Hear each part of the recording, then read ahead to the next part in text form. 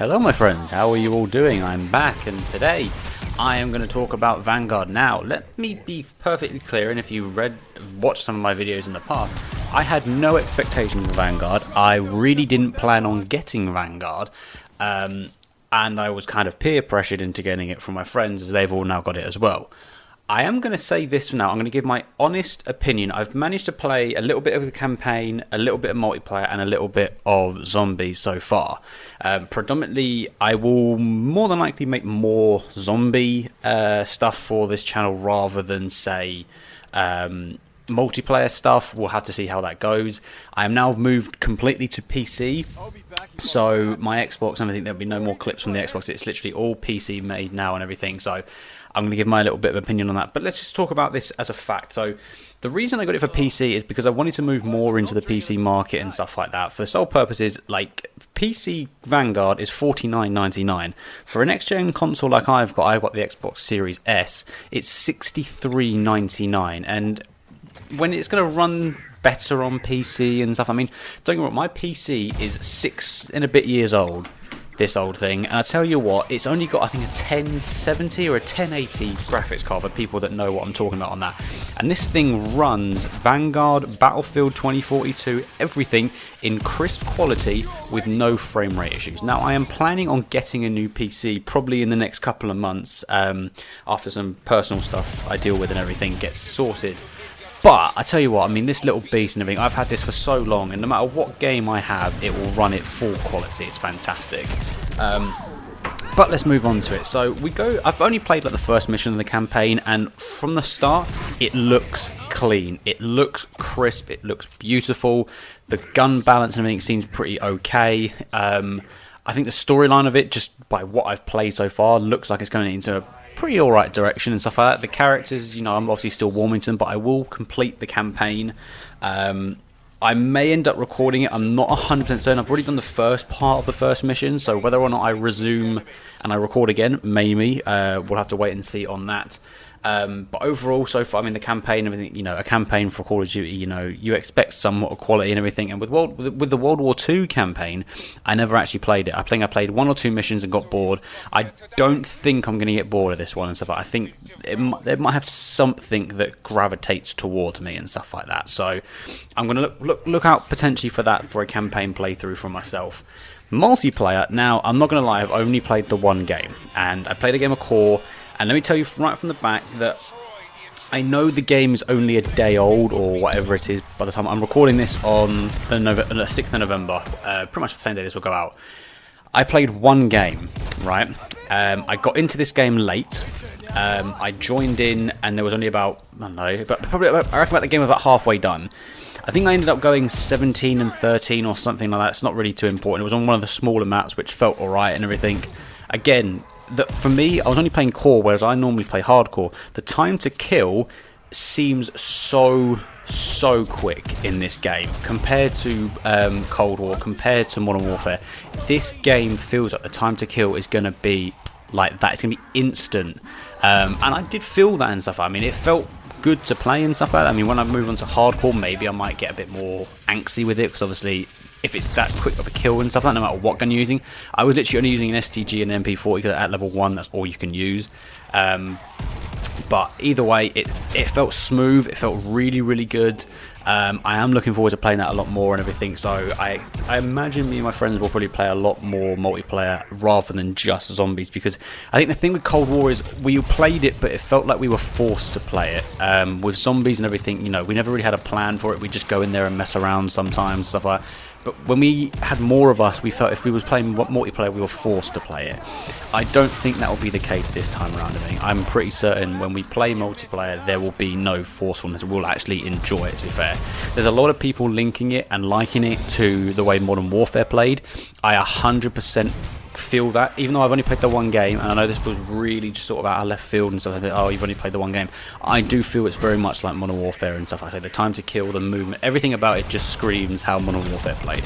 If that's the case, I love Modern Warfare. I'm annoyed I never got any clips from it and stuff like that when I was at its peak, but I tell you what, like, I'm really looking forward to this whole thing and stuff. I'm really looking forward to it.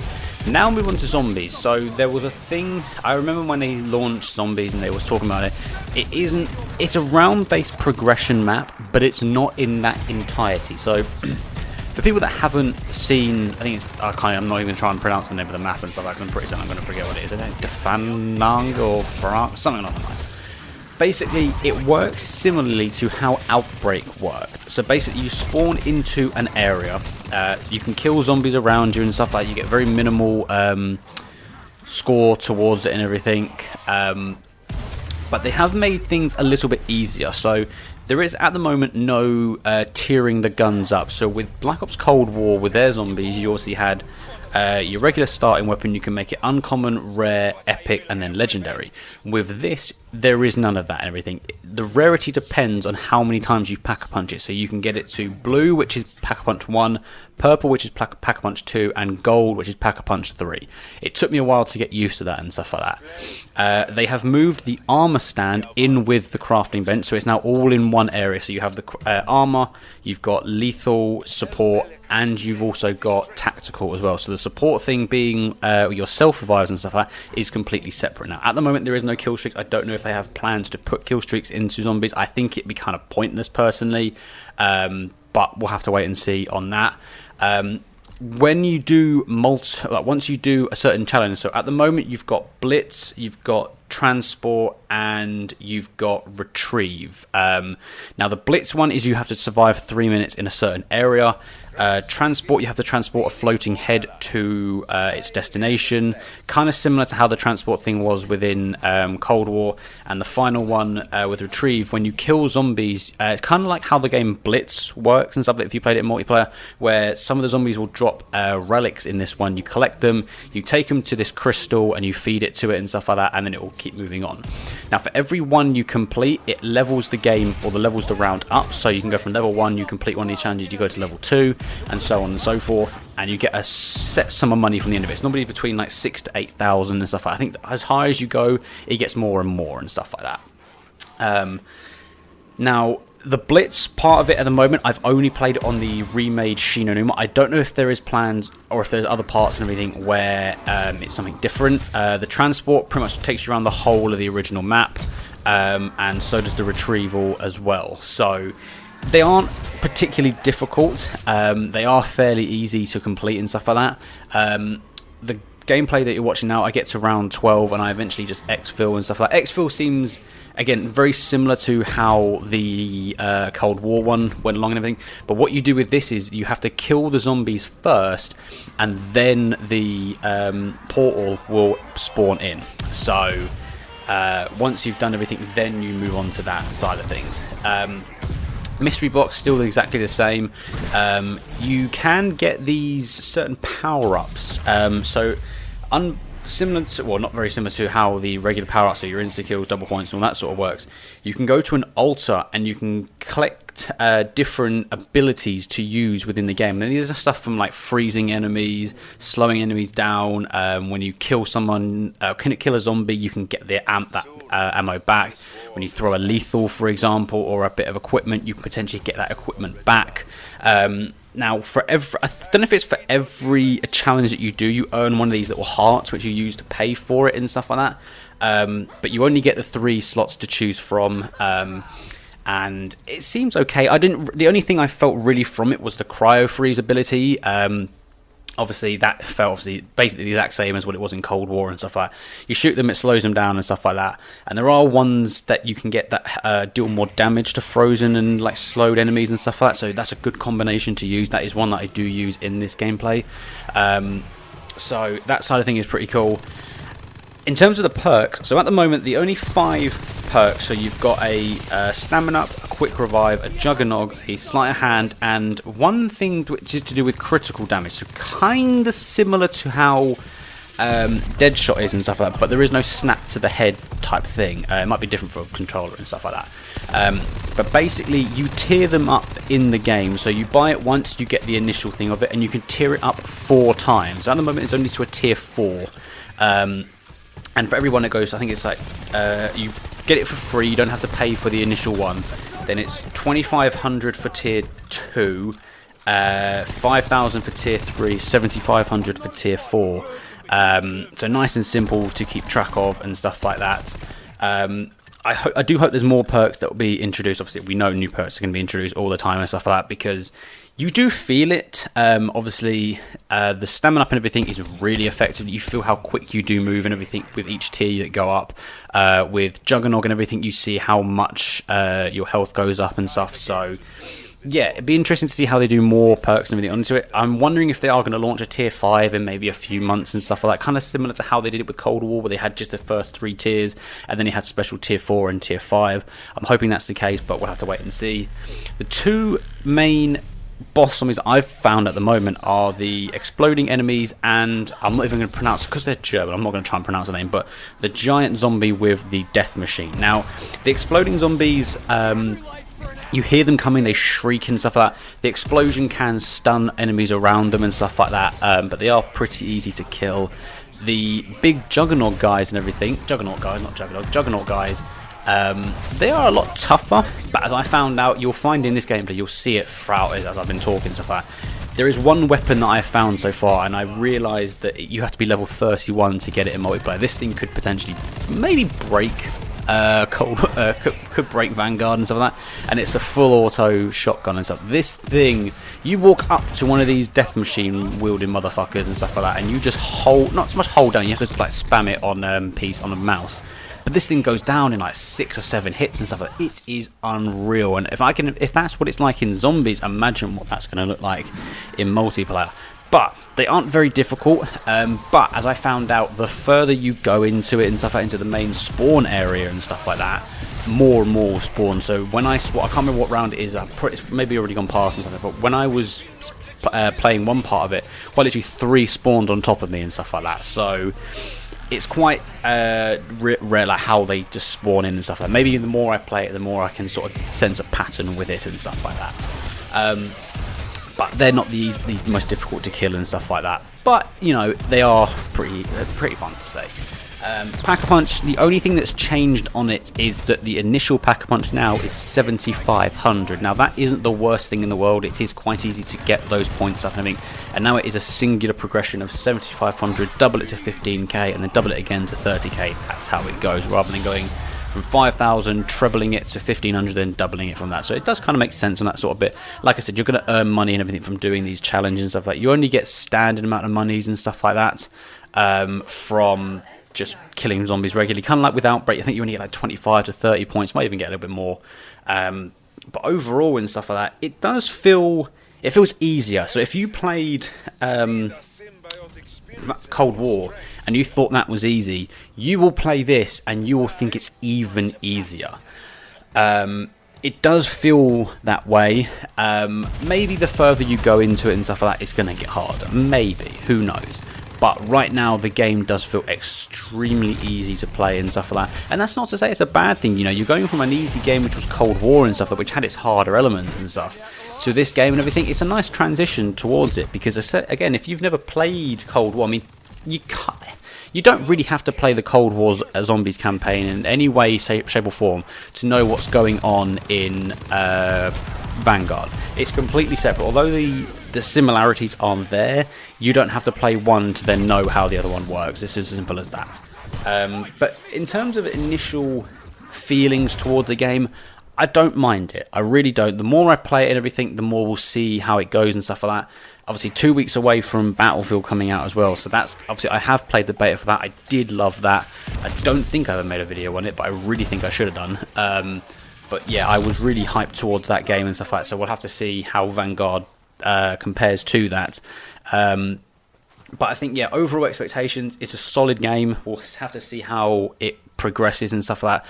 I'm wondering where the Easter egg comes from within this first map, and don't get me wrong, I'm not going to be going for them, but I will be watching streamers and stuff like that play zombies and stuff like that. So your Noahs, your Daleks, your Waffles and Pizza, all these guys and stuff like that are going to be going for these Easter eggs. I will be watching them to try and see how they're done, and then I will be trying to replicate that, because I ain't going around my time trying to find these Easter eggs. But, you know, it does look like there's a cool story to it. I mean, it's very gimmicky, you know, with all these weird power beings and stuff like that talk to you throughout the game and stuff like that. you know, the powers and stuff. It is very weird in that sort of sense. You know, you're going from something like Cold War, which was very on the nail quite thing with how it was and stuff like that. This seems very gimmicky, but at the same time, you know, we'll have to see how it plays out. The final thing I will talk about is the field upgrades have basically just been taken from the last game into this one. So you've got Ring of Fire, Ether Shroud, Frost Blast, and Energy Mine. Now, for some reason, the Energy Mine didn't work on my game and stuff like that, but as soon as I went to Ring of Fire, it did work. So I'm not quite sure what happened there. It might be a glitch with the Energy Mine thing, I don't quite know, but I'm hoping that they do introduce like a tiering system for the field upgrades as well, just to see how much more powerful they can be, because you saw how powerful Tier 5 Ring of Fire was on Cold War and stuff like that. Let's hope it's similar to what it feels like in Vanguard, because I didn't feel a lot of difference when I was standing in a Ring of Fire and everything on this, but I'm hoping it does change. But I think, as I say, overall and everything, we'll have to see how the game plays out and stuff like that. It does seem like the general perception from the Call of Duty community is it's very positive, whether it's from the zombie community, whether it's from the multiplayer community. It does feel very sort of well received and stuff like that. The one thing I will say with multiplayer, and I forgot to say this in the last, when I was talking about the multiplayer stuff, is the first game I went into, I was immediately, I mean, don't get me wrong, I wasn't expecting to play with everyone being level 1, but so many people were I was put with people that were like level 20, level 30, level 40s and stuff like that, and I'm thinking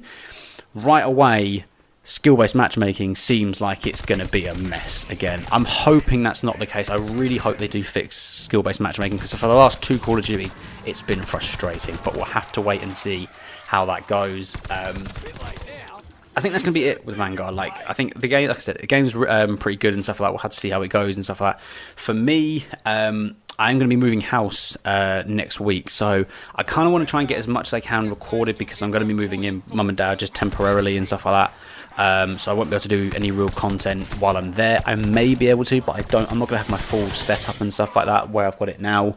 But going forward in terms of like recording and stuff like that, so Battlefield and Vanguard will be PC recordings and stuff. I'll try and record as much as I can, whether it's with friends and all that sort of stuff.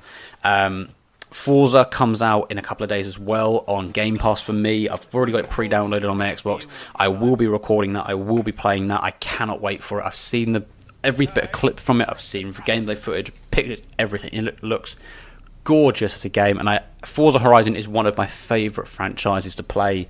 I also got Halo Infinite as well from when that launches as well. That's going to be on Xbox as well. May end up moving that to PC depending on how I feel with it and stuff. If I feel I'm going to be more comfortable on a mouse and keyboard, then I'll play it on that. I know authentically it should be played on a controller, but we'll have to wait and see. I can't really think of any other games I'm stupidly hyped for and stuff. I think it's mainly just those ones. I have got an idea of potentially making a FIFA video in the next couple of days and stuff like that, maybe tomorrow, about the state of that game and stuff like that, because I tell you what, it's a mess. But that is for another video entirely and stuff like that. If you guys have got any other game ideas that you quite want to see me play and stuff like that, I mean, I'm down for playing like a lot of Game Pass games and stuff like that, and just like downloading for the first time, seeing how they are, whether it's PC, whether it's Xbox and stuff like that. So if there's anything you guys want to see, just let me know. I do not plan on re-downloading Warzone. I may, depending on if I get I'll make this pledge to you. If I get a new PC, I will re-download Warzone and stuff like that, because I did delete it. It wasn't fun for me and stuff like that. But with the new Pacific map dropping in a few weeks' time, I may end up re-downloading. But my thing is, if I get a new PC and stuff like that, then yes, I will get the Warzone again and stuff like that. It's just right now it doesn't appeal to me at all. So if you guys got any games that you want me to play and stuff like that, let me know down below. I'm going to leave it there. If you've gotten through this whole video and stuff like that, thank you so much and everything. Hit the like button, subscribe, and drop a comment down below if you enjoyed it, and tell me if you guys want me to play any other games in the future. I say I'm going to try and get as much as I can recorded in the next few days and stuff like that, so I have enough content going forward while the move is going down and stuff like that. If I don't speak to you then I'll speak to you real soon. Take it easy.